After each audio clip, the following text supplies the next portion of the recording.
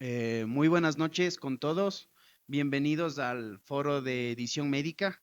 El día de hoy vamos a hablar sobre la importancia de la vacuna actualizada de ARN mensajero contra COVID-19.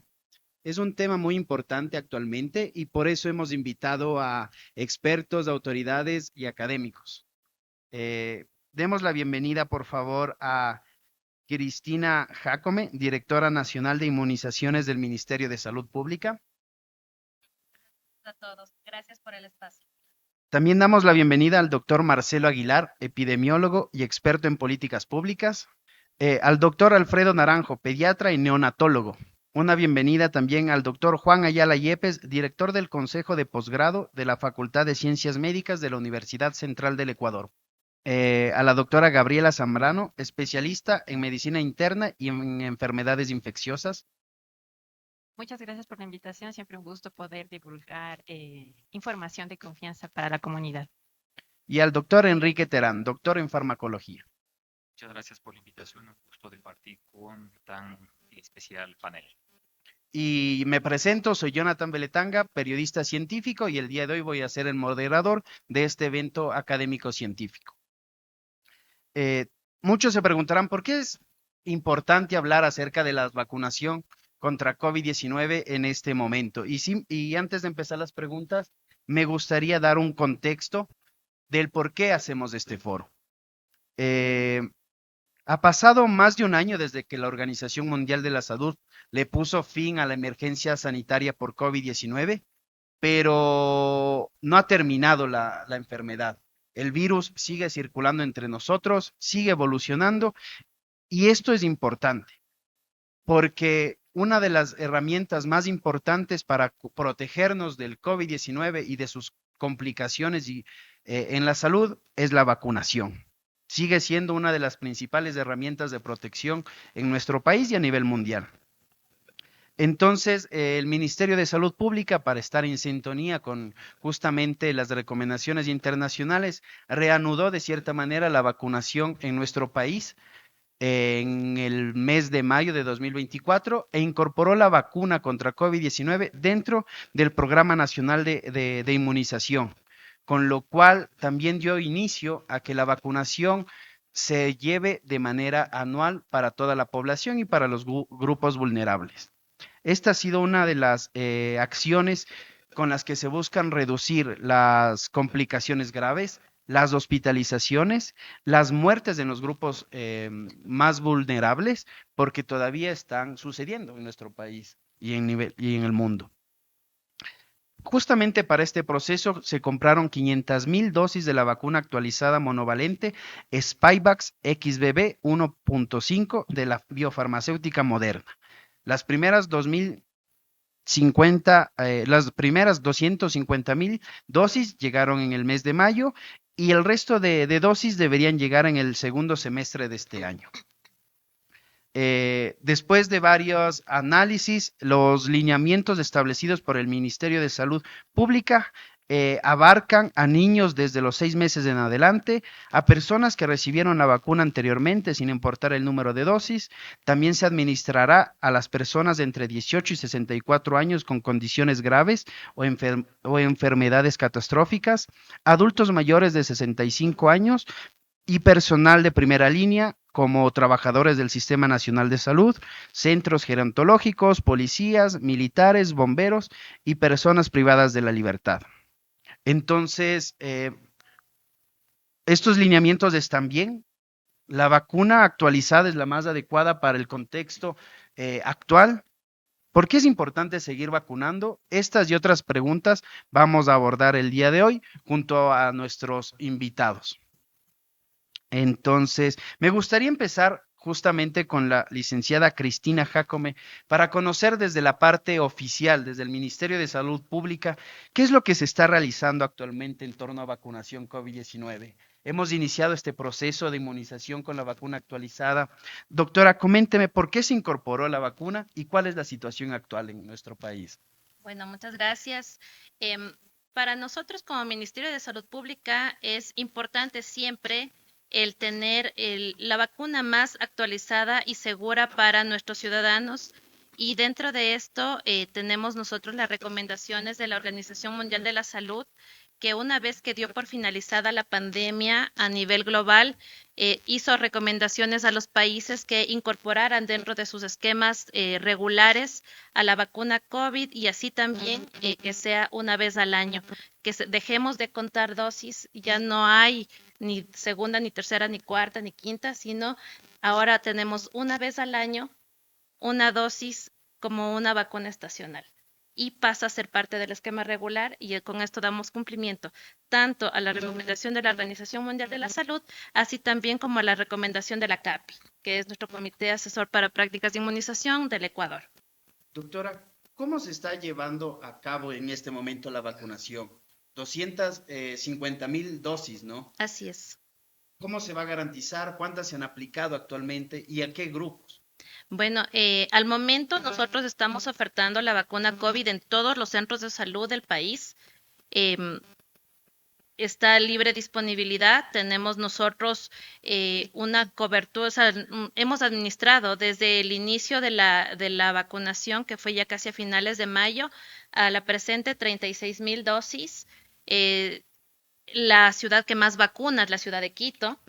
Obviamente porque acá hay mucha más incidencia de parte del el colegio médico que han hecho sus recomendaciones. Sin embargo, estamos instando ahora mismo a las demás provincias y a los profesionales de la salud que recomienden la vacuna en virtud de la importancia que tiene seguir protegiendo a la comunidad. Perfecto, muchas gracias. Doctor Marcelo Aguilar, ¿cómo ve usted esta situación? ¿Considera que para este nuevo proceso de vacunación se han reconocido las limitaciones del sector salud? Ciertamente.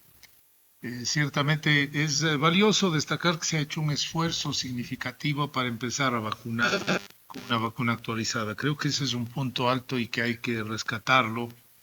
El Ecuador había vacunado ya hace bastante tiempo y hay una consideración fundamental, la inmunidad causada por las vacunas y tanto por la infección natural va reduciéndose y cada vez estamos en una potencialidad de susceptibilidad mayor de las poblaciones. Se ha hecho este esfuerzo, sin embargo, hay que anotar un tema que debe ser tomado en cuenta para fortalecer esta estrategia.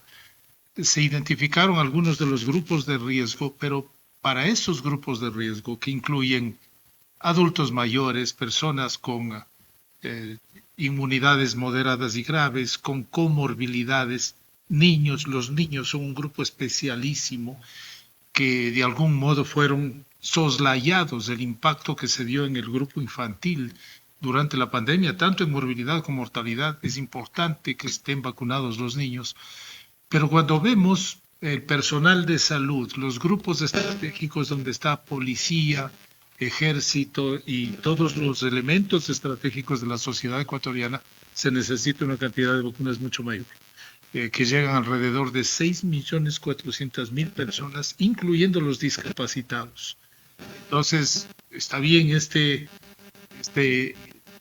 fase de vacunación que se retoma, pero hay necesidad de fortalecer y de ampliar para llegar de forma adecuada, al menos a los grupos prioritarios reconocidos por el Ministerio de Salud. Correcto. Para comentarles que este evento también está siendo transmitido en vivo a través de nuestra red social Facebook. Las personas que están viendo pueden hacer sus preguntas y nosotros al final del foro las vamos a recolectar, a filtrar y las vamos a dar a conocer aquí a nuestros invitados. Muchas gracias, doctor Aguilar. Doctor Enrique Terán, el doctor ha hablado acerca de la importancia de cómo se ha retomado este proceso. Y se lo ha hecho con una vacuna actualizada. Una de las más recientes. ¿Esta tecnología es la más adecuada para nuestra población? Muchas gracias. Es una pregunta interesante que lleva a la discusión sobre, en primer lugar, la necesidad de la vacunación. Nosotros hemos visto que desafortunadamente a lo largo de estos últimos 2 años ha habido una importante desaceleración en la adopción de la vacunación. Y esto, claro, porque la historia natural de la enfermedad ha ido poco a poco disminuyendo en términos de la mortalidad, de la severidad de la infección. Ya no hay hospitalizaciones en gran medida y eso, junto con una gran desinformación respecto particularmente a la seguridad de las vacunas, ha hecho que, a pesar de existir vacuna disponible, la adopción sea relativamente baja.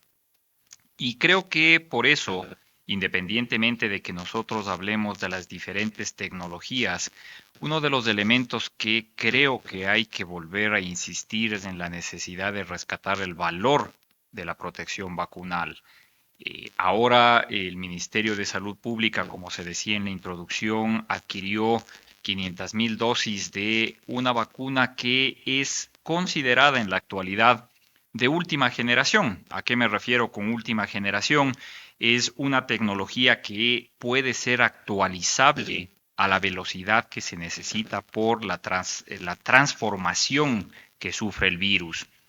Escuchamos en las noticias y a varios de quienes nos están escuchando les puede haber inquietado que, por ejemplo, la vacuna de AstraZeneca dejó ya de comercializarse y hubo mucha polémica al respecto tratando de justificar que eso se debía a problemas de seguridad.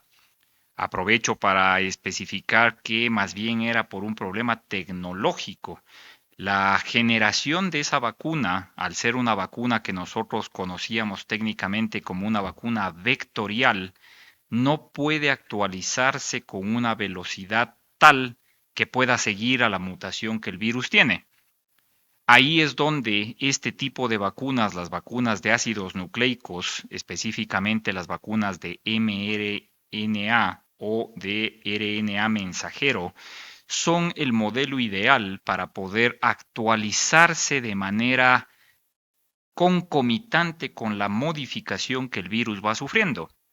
Y hago un pequeño paréntesis porque seguramente se va a enfatizar en esto, es que el virus sigue latente en el medio.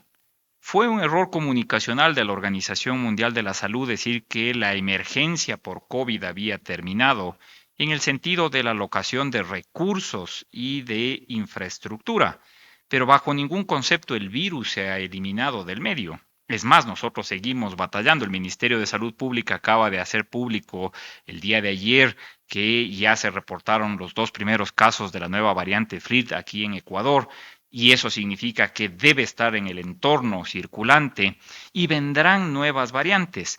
Por lo tanto, las vacunas van a tener que seguir actualizándose. ¿Y cuáles son las únicas que van a poder hacer eso?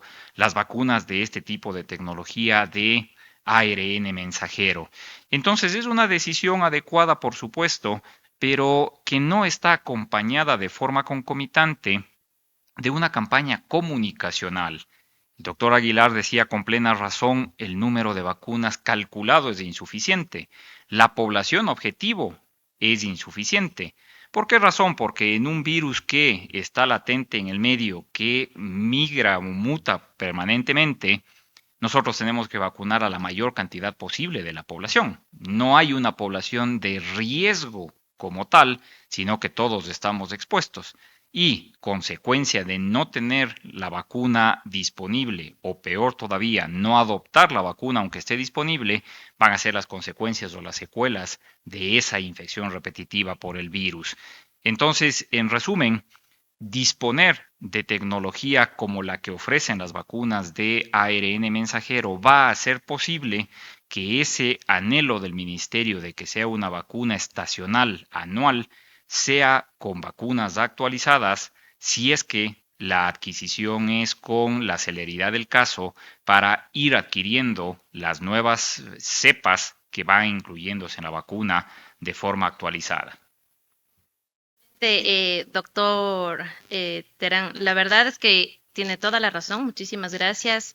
Es importante que todos conozcamos el porqué de las vacunas, la importancia y sobre todo que necesitamos de una vacuna actualizada acá y justamente por eso en el Ministerio de Salud hicimos nuestra petición que nos venga en 2 etapas diferentes porque conocemos que puede haber cambios en la tecnología y que se necesita una vacuna actualizada y esa es el por qué nosotros hemos pedido que sea así, porque sabemos que ya están desarrollando nuevas vacunas y nuestro pedido hacia el Fondo Rotatorio de OPS, que es a quien nosotros compramos nuestras vacunas, es que nos llegue el momento de que llegue al país sea la más actualizada en ese momento, más bien. Qué bueno esa intervención y la oportunidad de poder poner a la comunidad esta noticia, ¿no? Muchas gracias. Doctora Gabriela Zambrano, se ha hablado acerca de la tecnología, lo importante que es mantenernos actualizados y tener digamos, la tecnología de última generación. Se habló también de la importancia de vacunar a todos los grupos vulnerables, pero ¿por qué, desde su experticia, es importante que la población concientice la importancia de seguir vacunándose? Valga la redundancia, ¿no? Muchas gracias por esta pregunta y más respondiendo desde la evidencia que de la experiencia, ¿no? La edad y las comorbilidades van de la mano, ¿sí? El solo hecho de tener una comorbilidad predispone un porcentaje mucho más alto a padecer un COVID que hospitalice y que genere muerte, ¿sí? Ahora, sumémosle esto, que tengamos 3 comorbilidades más la edad, es decir, 4 factores de riesgo, ¿sí? Esto hace que se produzca una hospitalización más prolongada, ¿sí? Que el paciente entre en un estado proinflamatorio que produzca la muerte. Entonces, en esta campaña de vacunación estamos muy de acuerdo que existen grupos prioritarios, los mayores de 65 años en el Ecuador, los mayores de 50 años quizás en otros países, ¿sí? Los pacientes con comorbilidades y también muy de acuerdo los pacientes con 18 a 64 años con condiciones graves. El punto aquí es a qué denominamos vulnerable desde el punto de vista de las secuelas, ¿sí? Si nos vamos a la clase trabajadora, que es de 18 a 50 años, que quizás no tenga una condición que le genere vulnerabilidad, sea quizás la población con más reinfecciones durante su vida, 3, 4, 5, 6 reinfecciones durante su vida, lo que le va a predisponer, ¿sí?, a estados inflamatorios persistentes que duren quizás más de 2 años, ¿sí? Estas secuelas son fisiológicamente ya descubiertas por persistencia viral en tejidos como el intestino, el cerebro y la médula espinal. Es decir, que estamos hablando de estados proinflamatorios que muy probablemente produzcan enfermedad neurológica, ¿sí?, que produzcan fenotipos inflamatorios que generen diabetes, aumenten la hipertensión y el envejecimiento acelerado, ¿sí? Entonces, ahí yo es cuando me pregunto, ¿y los pacientes de 18 a 64 años, ¿sí?, deberían vacunarse también en un futuro cuando tengamos disponible también el producto vacunal? Porque también están predispuestos a tener secuelas a largo plazo. Este famoso long COVID o COVID persistente es una realidad, ¿sí? Lo que estamos viendo en las consultas actualmente es un aumento de la diabetes, ¿sí?, de eventos cerebrovasculares en emergencia, de hipertensos, ¿sí?, de episodios tromboembólicos y de infarto agudo de miocardio después de cuadros respiratorios inespecíficos y también confirmados por COVID-19. Y en ese sentido, muy de acuerdo con que el virus muta y que sigue mutando y eso sigue disminuyendo la efectividad, pues, de las vacunas. Y si vamos a la evidencia del mundo real, y que si hablamos de población vulnerable específicamente, necesitamos una cobertura de los pacientes con enfermedad crónica del 75%. Y si estamos hablando de que el virus sigue mutando, muy de acuerdo que deberíamos hacerlo esto en etapas y que debemos, por lo menos, lograr esta cobertura con el producto más actualizado.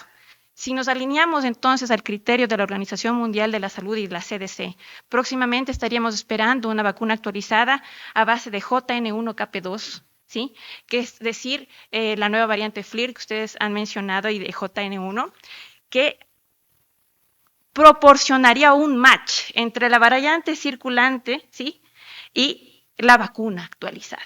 ¿Qué estamos viviendo actualmente? Un mismatch.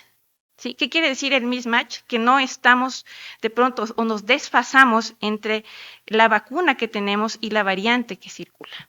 Y eso es un problema muy grave, ¿sí? Porque puede disminuir la efectividad vacunal.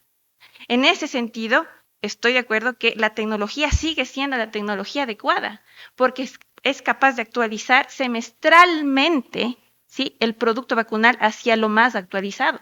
Y es por eso que muchos países como Brasil y Argentina proponen en las poblaciones vulnerables la vacunación semestral. Es por un hecho de encontrar un match y asegurar esta efectividad vacunal de acuerdo a la variante circulante. ¿Sí? Y por ejemplo, en el tema comunicacional, que ya lo han mencionado varios ponentes, no se está haciendo lo adecuado, no se está comunicando. Por ejemplo, se informó acerca de la nueva variante, pero se recalcó poco acerca de la importancia de seguir vacunándose. En este sentido, ¿qué es lo que se debería hacer para fortalecer y volver a concientizar a las personas a que acudan a los centros de salud y se apliquen la vacuna actualizada? Yo pienso que los pilares importantes dentro de toda campaña de vacunación son reconocer cuáles son los factores que están generando la falta de confianza vacunal, porque a mí no me gusta hablar de reticencia, sino de falta de confianza vacunal. Y uno de los factores es que no se están comunicando, ¿sí?, los beneficios enormes que trae la vacuna de RNA mensajero, su efectividad, su seguridad, ¿sí?, que es un producto que te puede generar protección no solo de hospitalización y muerte, sino de secuelas como long COVID, diabetes, hipertensión, cáncer, enfermedades que son prevalentes, riesgo cardiovascular, ¿sí? Importante mencionar que uno de los factores más importantes para que no se genere la vacunación es la falta de recomendación. Entonces se debe generar en el prescriptor la necesidad de recomendar la vacuna a todos los individuos de la comunidad, ¿sí? Otra circunstancia es que existe en la población mucha exceso, no es exceso de confianza, sino es complacencia desde el punto de vista de salud pública. Este hecho de que yo he averiguado en grupos, focus groups de pacientes, en los cuales de pronto dicen, no necesariamente la vacuna no es necesaria, solamente la dieta y la vida sana, es simplemente una gripecilla. Si yo me vacuné 3 veces estoy protegido. Esta complacencia de la población es lo que genera también un mensaje equivocado, ¿sí? La inmunidad natural y la inmunidad híbrida no es superior a una inmunidad generada por un match de una vacuna actualizada, ¿sí?, con la variante circulante. Entonces, esta información es la que debe llegar en masa a la comunidad, en un lenguaje que se pueda comprender y de parte de todos los prescriptores y servidores de la salud. Correcto. Doctor Alfredo Naranjo, se ha hablado acerca de vacunar a todos los grupos prioritarios.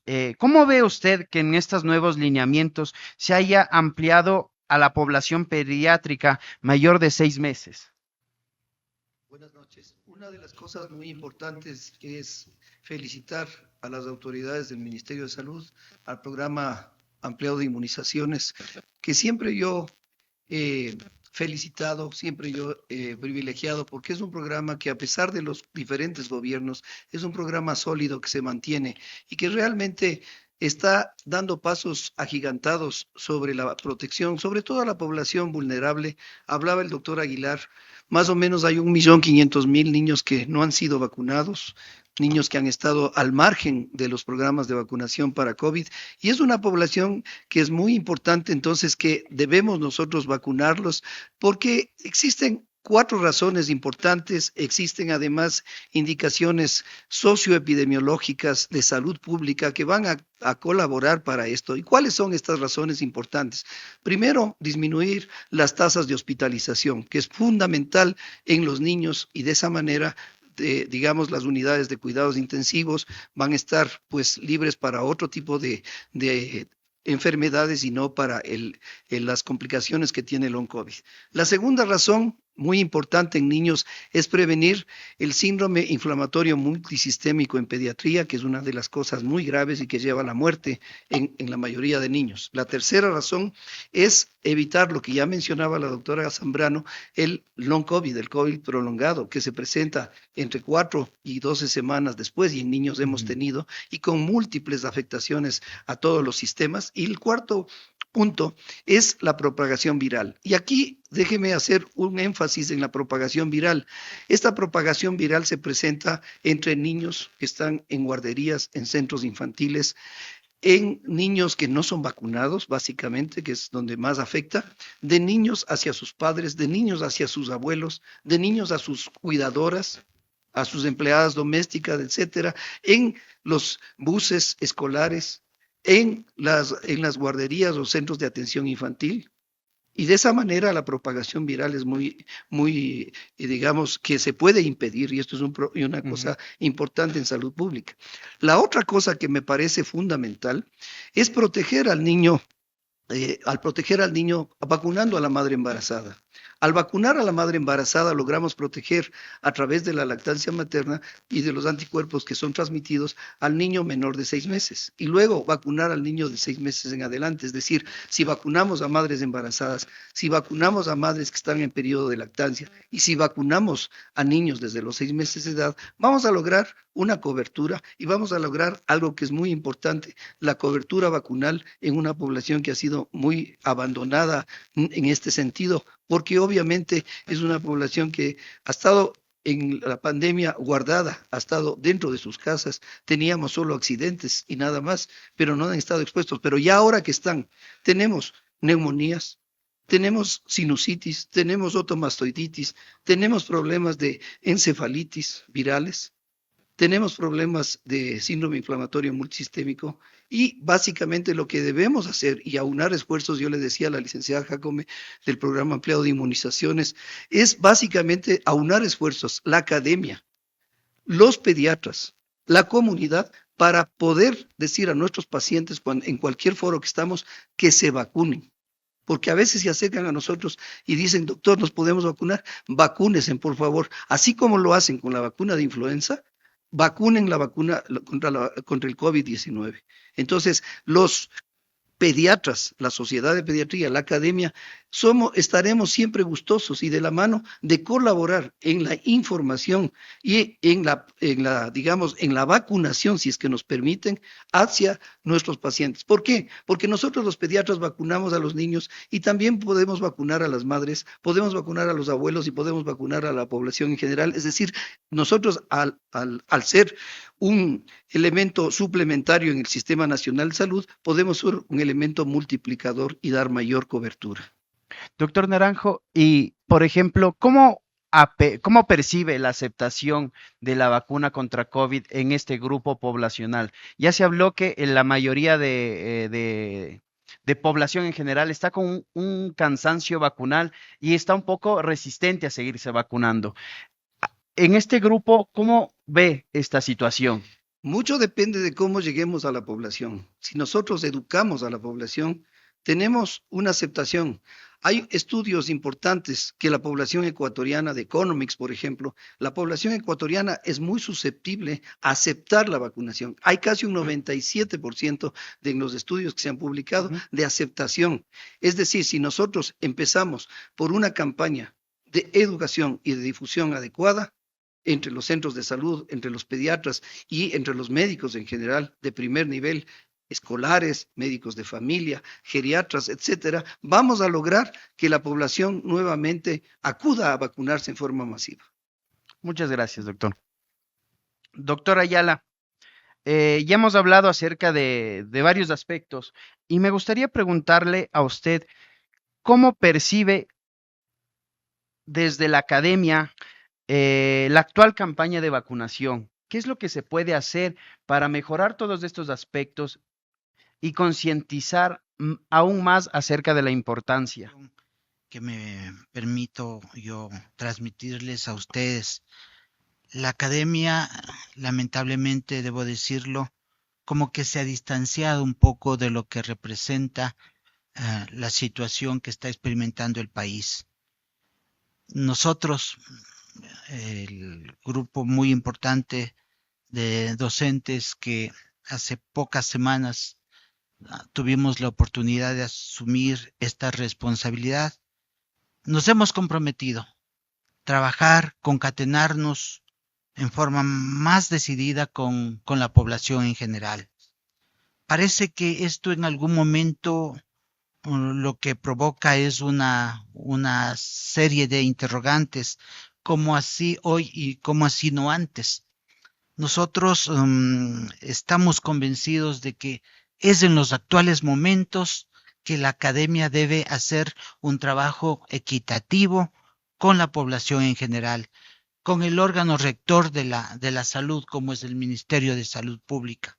El día de hoy tuvimos la oportunidad en la universidad internacional de estar con el señor ministro de Salud y le tuvimos la opción de plantearle esto.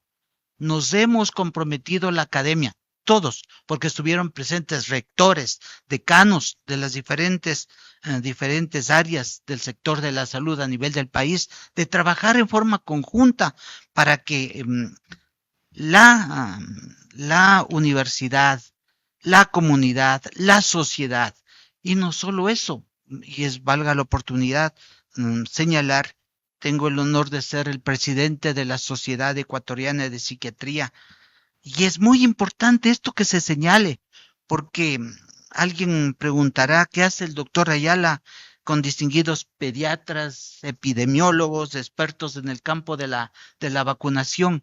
Este psiquiatra también tiene la opción de decirle a la sociedad, al público en general y a los prestantes expositores que se encuentran aquí, que la academia está respondiendo. ¿Y cómo lo hace? Vamos a tener la primera especialidad de psiquiatría pediátrica que no existe en el país. Tenemos los psiquiatras para adultos, pero no tenemos los psiquiatras para los adolescentes, no tenemos los psiquiatras para los niños, porque en ese espacio hay también ansiedad, hay depresión, hay intentos autolíticos, hay violencia intrafamiliar. Y la universidad y el consejo de posgrado que me honro en dirigir de la Facultad de Ciencias Médicas, ya está todo listo. Gracias porque hemos trabajado con el Ministerio de Salud Pública. Hemos trabajado con Jorge Bucarán, que maneja todo ese espacio. Y también es importante decir que hoy se hizo público la entrega de becas que va a ser dada el 24 de julio a todas las universidades que están prestas a servir a la población en general. Doctor, y usted mencionaba que es muy importante la salud mental, la psiquiatría. ¿Usted considera que se está abordando este aspecto para derivar esas barreras de resistencia y cansancio vacunal que tiene ya nuestra población y así fomentar aún más la importancia de las vacunas contra COVID-19? Sin salud mental no hay salud. Y es muy importante lo que yo escuchaba a mis colegas de la mesa, que tenemos que concientizar, que tenemos que decirles a la población que esta enfermedad que devastó al mundo no ha desaparecido, está latente, está presente. Por eso debemos trabajar como equipo multidisciplinario, la sociedad, la academia, el órgano rector que es el Ministerio de Salud, para lograr concientizar a toda la población de que reciba las vacunas, porque las vacunas le van a proteger, pero nosotros en el campo de la especialidad, de la salud mental, de la psiquiatría, también tenemos que mencionar como que nos hemos descuidado un poquito. No, seamos sinceros, se han descuidado en la salud mental, caramba, se han descuidado en la salud mental. Ventajosamente, hace pocos meses, tengo el honor de decirlo a viva voz, que soy uno de los autores de la Ley de Salud Mental que ya está en vigencia. Entonces, eso le decía al señor ministro hoy día, trabajemos por esta población que nos necesita. No queremos ser figuritas, Sí, porque si nos va bien a todos. Si nos va mal a todos. Y el país no se merece más sufrimiento de la que ha pasado. Muchas gracias. Muchas gracias, doctor.